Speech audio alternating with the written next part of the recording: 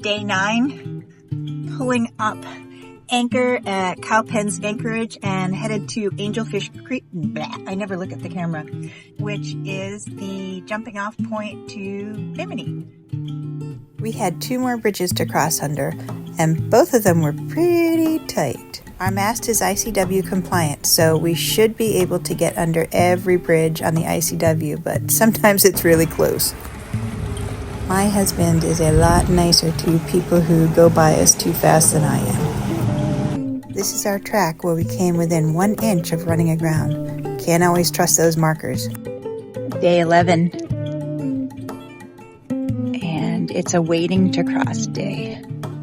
It's looking pretty good. Very smooth today, but there's still some squalls over the ocean. So we are going to wait for tomorrow morning and then head out. But look at how beautiful it is today and so smooth. See you out there.